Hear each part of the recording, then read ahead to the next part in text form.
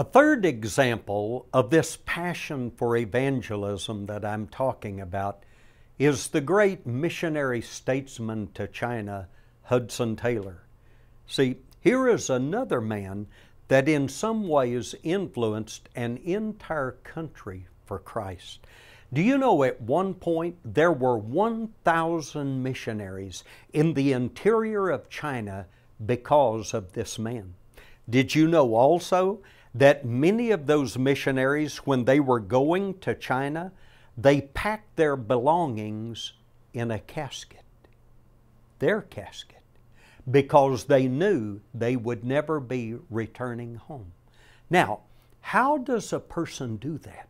How does one man call forth 1,000 missionaries to go to the interior of China and be willing to lay down their lives? And the answer to that again is passion.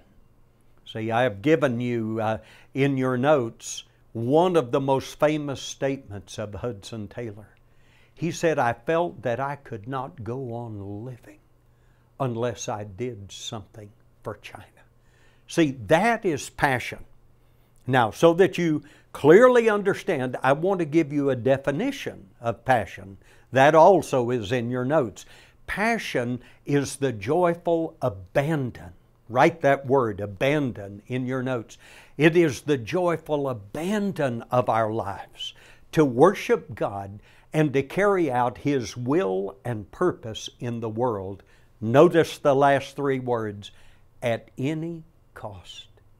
See, that's what I mean by passion. And that's what needs to happen in your life and mine as a result of this teaching series.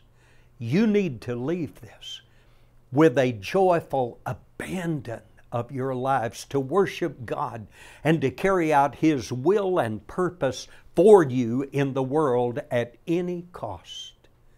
Now, there's one final example of this passion for evangelism, and this is a Cambodian martyr by the name of Chirik Tang. You probably have never heard of him. You can see his picture on the screen. This man was martyred for Christ at a very young age, at that age right there. But he is another man who in some ways influenced his entire country for Christ.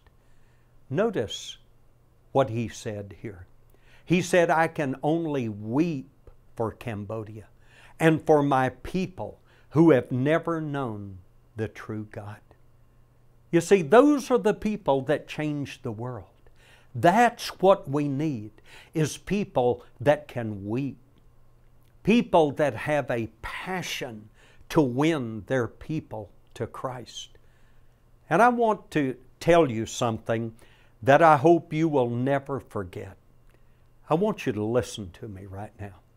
Do you know that passion enables ordinary people to do extraordinary things? Write that word, extraordinary, in your notes. See, I want to tell you something about people like John Knox and Hudson Taylor and Chirik Tang. They were just common people.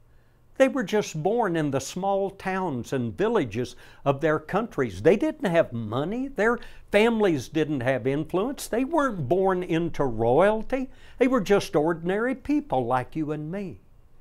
But they changed the world because of this passion.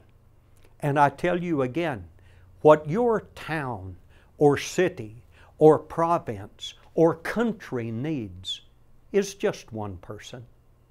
Maybe somebody like you that will gain this kind of passion.